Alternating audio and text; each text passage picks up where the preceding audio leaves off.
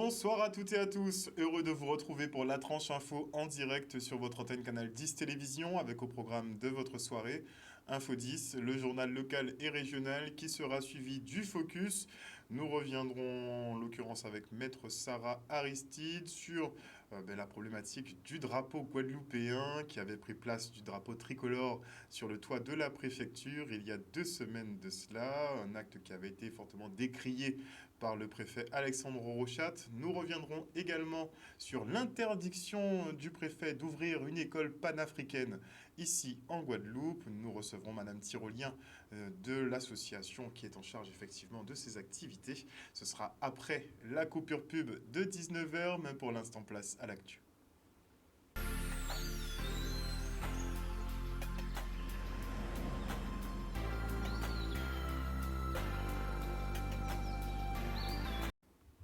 Nous sommes le lundi 8 novembre 2021 et les séances de rattrapage pour les élections départementales sont terminées. On va vous montrer effectivement un peu les résultats.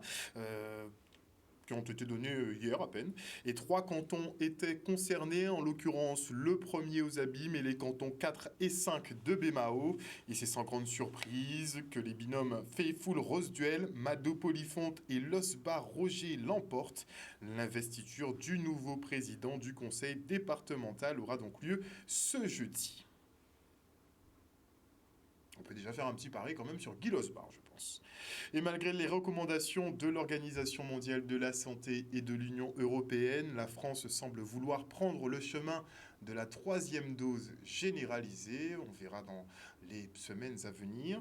Et en attendant, ce sont les plus de 65 ans et les personnes atteintes de comorbidité qui sont pour l'heure dans le collimateur du gouvernement. Ce dernier n'est pas satisfait des chiffres de cette campagne vaccinale qui atteint les 45% après 3 mois de matraquage. Les prises de rendez-vous pour ce rappel précoce semblent par contre exploser à la veille de la prise de parole du président Emmanuel Macron. C'est comme si vous sentiez déjà quelque chose se tramer, soit une obligation, on a évoqué effectivement peut-être une obligation vaccinale qui serait difficile à mettre en place, ou bien peut-être une suppression des retraites, on verra ça demain.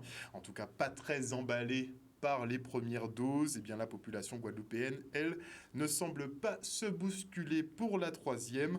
La 3e dose, qui, je vous le rappelle, est injectée après 10 mois seulement. Et chaque samedi, depuis plusieurs semaines, les Français d'Hexagone et les Guadeloupéens défilent contre l'obligation vaccinale. Des cortèges de manifestants qui gonflent au fil des jours. Un bras de fer pour faire céder l'État sur cette mesure coercitive qui entraîne de facto la mise à mort sociale des travailleurs. Le reportage. De tout, si vous voulez, mais c'est surtout, c'est en information, c'est parler, nous rapporter les camarades qui ne peuvent pas déplacer surtout. Et nous avons dit que si, jusqu'à aujourd'hui là, chaque samedi, nous avons gonflé, nous avons plus de monde. C'est bien parce que travailler, peuple Guadeloupe, le retraité, tout le monde bien comprendre sans ce combat-là. Et c'est un combat, nous ne pouvons pas tuer encore, puisque nous jardins. Et je donc, seul monde qui peut tuer un combat-là, c'est que l'État français et les représentants d'un pays Guadeloupe. Nous-mêmes, nous avons continué. Et nous avons dit, nous avons répété, passe sanitaire, l'obligation vaccinale, pas pour Guadeloupe. Nous avons tous les moyens qu'il faut de façon à ce que nous fassions l'État français tuer et que nous payions pas de travail, nous piquer pour un piquer en plus. Si on tombe ici des camarades, on est des camarades là, c'est des couples qui jouent là sans salaire. Ils suspendent le travail à eux. Donc ça veut dire concrètement, si on a demain payé ni de quoi pour l'école, ça veut dire qu'il y a ni impôt à payer, ni l'argent payer impôt. Ça veut dire que ça va passer au gosier là, ni des malheureux, j'ai carré en moi, pas apporter impôt. Et nous avons constaté que malgré ça, nous avons des 4 Guadeloupéens, des gens qui, soi-disant, connaissent toute souffrance en nous, qui connaissent toute difficulté que nous avons vivre. Et là, il y a servi des bois à l'État français, bois à Denux, c'est au chat et préfet là, pour obligatoirement vacciner nous. Et nous avons dit que tout le temps qu'on va répéter ça, le combat là ne peut pas finir comme ça parce que nous avons vu la population, les gens qui vivent, ça stressant. J'ai l'impression difficile, j'ai les parents qui vivent difficilement avec l'idée qu'ils peuvent vacciner les gens. Nos psychologues, nos psy-EN dans l'éducation nationale maintenant, elles sont inquiètes, anxieuses, puisqu'elles attendent entre guillemets leur tour, puisque le gouvernement a décidé de faire en sorte qu'elles aussi, elles doivent monter patte blanche, c'est-à-dire qu'elles doivent se faire vacciner pour continuer à travailler. On sera fixé sur pas mal de points. Je vous rappelle que le président de la République prendra la parole dès demain. Le pont de Petit Acajou à Petit Pérou lui sera fermé pour travaux toute cette semaine. Érigé il y a plus de 50 ans, l'ouvrage délabré s'affaisse et représente un danger pour les usagers. Le pont sera totalement reconstruit et la route fera l'objet d'un élargissement au passage. Une 2x2 voies verra le jour et la capacité d'évacuation des eaux fluviales est augmentée de 10%, ce qui n'est pas du luxe dans cette zone régulièrement en proie aux inondations. Le reste en images. Ces travaux-là, il s'agit pour nous de sécuriser justement les usagers parce que nous avons en face de nous un ouvrage qui date de plus de 50 ans et qui est en très mauvais état. Alors on a bien vu que l'ouvrage il est en fer, très rouillé, corrodé même. Et aujourd'hui, vous pouvez le constater et si les usagers passent sur le pont, ils vont constater qu'il y a un affaissement significatif de la route. Et c'est tous ces éléments-là qui nous ont poussés à mettre en fait ces ouvrages-là, ces travaux-là, dans une urgence absolue pour remplacer cet ouvrage-là. Alors l'ouvrage sera détruit complètement. Il sera remplacé par des cellules en béton. Et bien entendu, nous profitons de ces travaux-là pour passer de 2 voies à 2x2 voies, d'accord? Et puis, nous allons augmenter le débit d'eau qui vont passer de 7 mètres cubes à la seconde à 7,7 mètres cubes à la seconde. Ce qui veut dire qu'on augmente en fait la capacité d'évacuation d'eau de 10%. Voilà. Alors, par contre, le seul inconvénient de cette opération-là, c'est la fermeture de la route qui sera bien entendu sur une durée de 8 jours, une semaine. Et d'ici dimanche soir, la route sera réouverte et au pire, lundi matin à 5 heures. Nous demandons aux usagers de cette route-là de prendre patience, c'est pour leur sécurité d'une part, et d'autre part, il est important pour nous de souligner que si on ne fait rien, ce sera un danger dans les mois à venir.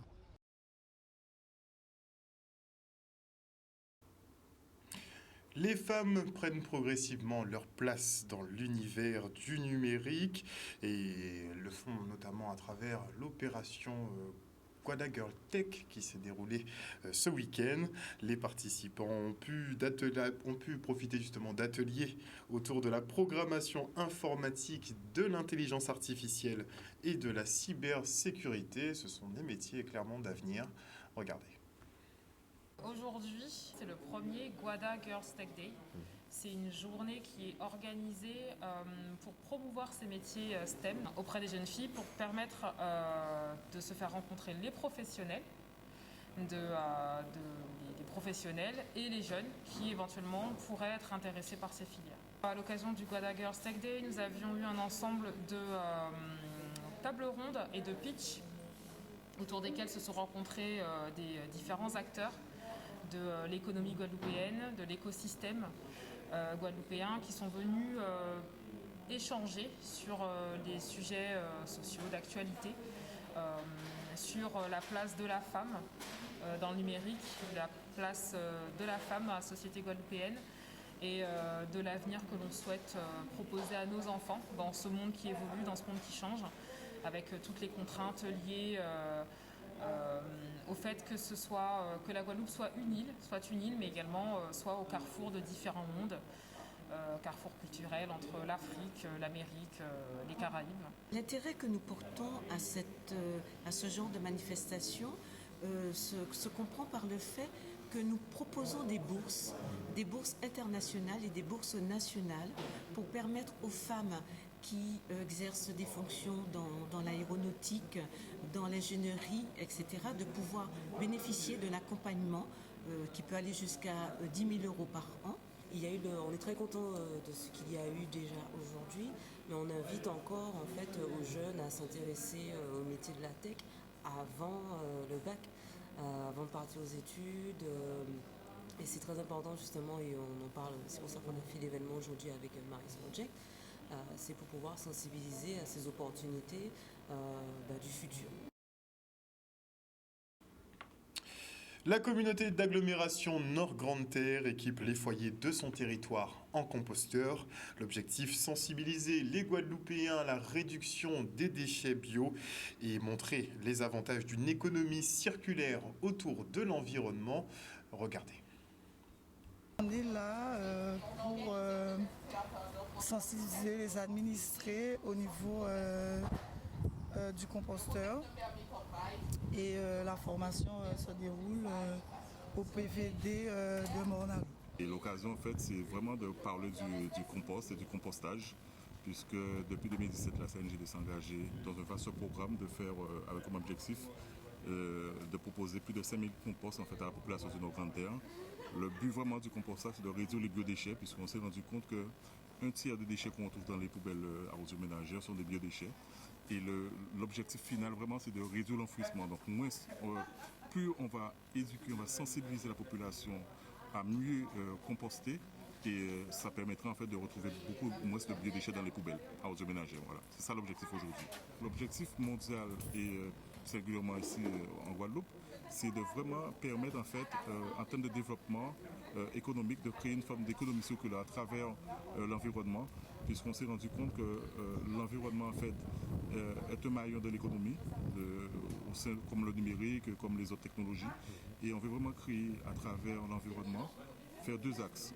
Un, sensibiliser, former, éduquer, et faire en sorte que la population également puisse prendre en considération, être sensibilisée à la meilleure gestion de l'environnement, et ça permettra en fait de créer en fait autour de cela des entreprises qui vont s'installer pour nous aider, nos politiques, à mieux valoriser tout ce qu'on a comme biodiversité en termes sur le territoire de Mornalo et sur le territoire de Nord-Grande-Terre. Un reportage signé Vianney Valverde. Parlons maintenant de la culture qui renaît après pratiquement 2 ans de coma. Et pour créer du lien à Sainte-Anne, on met en place l'opération Conte Enfant Mis, un spectacle interactif avec la participation des enfants qui ont dû mettre leur stress de côté. C'était tout mignon. Regardez. Pour son petit déjeuner, il a mangé tout ce qu'il avait dans la maison. Il a réveillé son petit frère.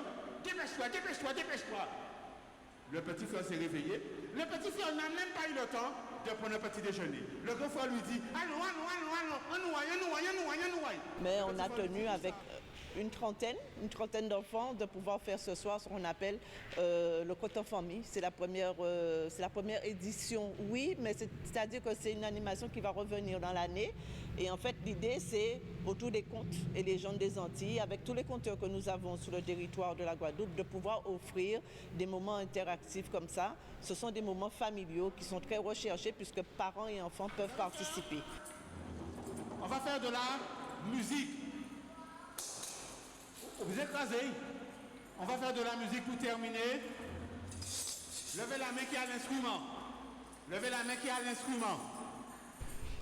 Nous adaptons au public et nous avons inventé un concept qui est l'attraction, l'interactivité, de façon à ce que les enfants acceptent la parole, vivent la parole que nous leur proposons. Et des fois, lorsque nous comptons, beaucoup d'enfants ne comprennent pas forcément tous les mots. Donc, mais lorsque nous mettons de l'interaction, ils sont dans le spectacle et c'est très vivant. Alors, même s'ils n'ont pas compris un certain passage, ben, ils sont dans le conte, ils sont dans l'esprit du conte et ils sont dans l'imaginaire. Et c'est ce qui est important. Très bien, ça fait du bien de reprendre un peu de soirées sympas, culturelles. Tu veux parler? Est-ce que c'était bien? Oui, ça fait du bien de pouvoir revivre. Je suis stressée devant le public. Ah, voilà un enfant qui veut dire une dernière chose. Vas-y. Je suis stressée devant le public. Très bien devant le public. Voilà, c'est très bien ça. Alors, c'est pas moi qui vais fermer, c'est pas moi qui ai ouvert, c'est pas moi qui ferme. Nous essayons de quand même permettre à la culture de sortir la tête de l'eau. Voilà. Et donc nous relançons donc nos activités et la nouvelle saison 2022, si effectivement tout va bien, on aura une très belle saison 2022 à venir. Merci. Retour maintenant sur cette soirée hommage à un grand poète guadeloupéen en la personne de Sonny Rupert. Et c'était du côté de Capesterre-Belle-Eau. On écoute le maire de la ville, Jean-Philippe Courtois. C'est pour l'amitié, avec solidarité. Capesterre-Belle-Eau, dans le cadre du mois du créole, a souhaité mettre en place un certain nombre de manifestations avec déjà l'exposition d'artistes peintres, plasticiens. Nous avons aussi pu mettre en place la traditionnelle dictée créole. Et ce soir, c'était l'occasion de rendre hommage à un grand poète, M. Sonny Rupert. L'occasion de pouvoir réécouter, déclamer la plupart de ses œuvres qui nous auront marqués, mais aussi d'entendre certains de ses camarades d'infortune au travers de Rosa Mounier, du camarade Jean, de Mme Josie. Donc c'est dire que l'occasion qui nous a été donnée de pouvoir nous réapproprier les œuvres de l'artiste, mais aussi de pouvoir les rendre accessibles pour cette jeune génération qui ce soir pourra participer à ces instants avec nous. Autant on connaît l'œuvre de l'artiste, puisque nous nous y intéressons, puisqu'au niveau de la bibliothèque de Capesterre-Belle-Eau, donc il y a un club de lecture qui travaille les œuvres de Sonny Rupert. Mais là, il était pour nous pertinent de pouvoir entendre les témoignages de ses camarades de lutte, comme je disais tout à l'heure, au travers de Rosa Mounier, au travers du camarade Jean. Donc ils nous ont expliqué comment ils ont vécu les événements de l'époque et surtout la colonne vertébrale qu'avait l'homme au travers de ce côté patriote, mais aussi de la vision et de l'amour qu'il avait pour le territoire. Maintenant à nous de pouvoir aussi continuer au travers de l'actualité, faire en sorte que sur le territoire Guadeloupe, que nous puissions domicilier plus de responsabilités, faire de la Guadeloupe aussi un territoire qui puisse au travers de lui-même se penser, se créer et surtout se projeter. Et on parle sport maintenant avec la finale de la Coupe de France de foot qui opposait la solidarité scolaire à l'AS Gosier.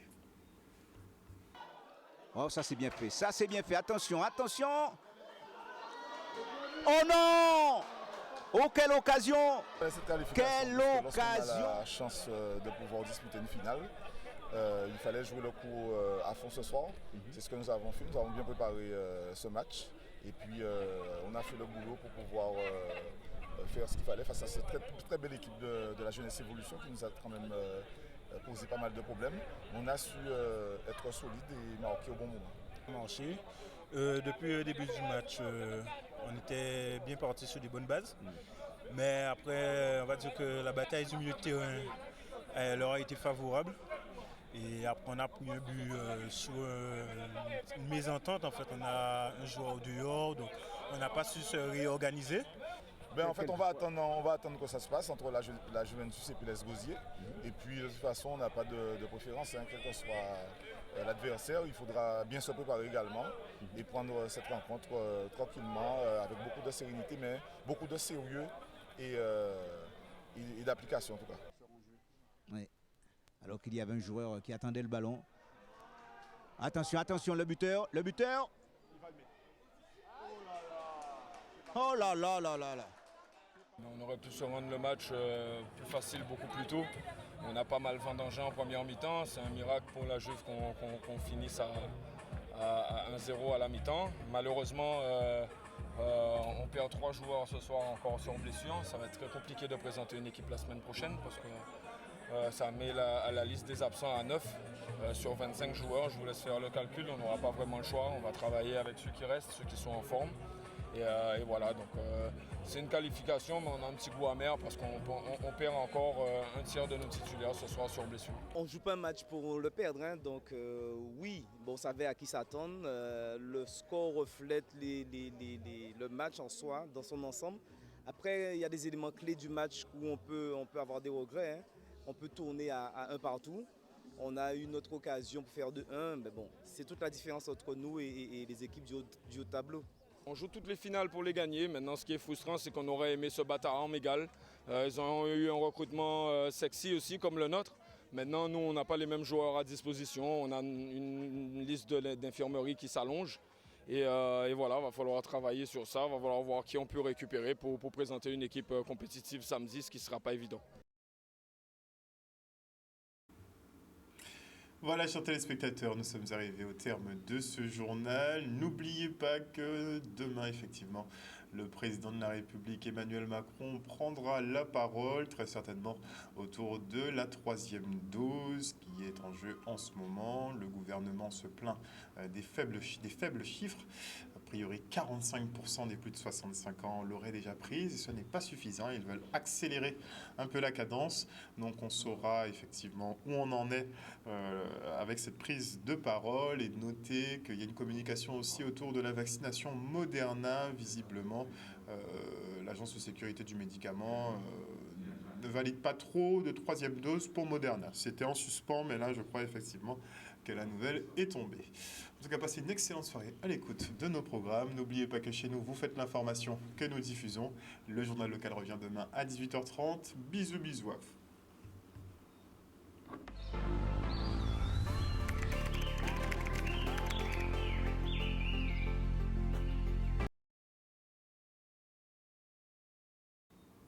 À venir dans la tranche info sur Canal 10, le focus, comme je vous ai parlé, on va parler, comme je vous ai annoncé en début de journal, nous allons parler effectivement de l'affaire du drapeau guadeloupéen qui s'est retrouvé sur le toit de la préfecture et de l'interdiction d'ouvrir pour une école panafricaine. C'est l'association Racine qui quand même œuvre depuis plusieurs décennies pour l'essor de notre africanité et ils se sont vus...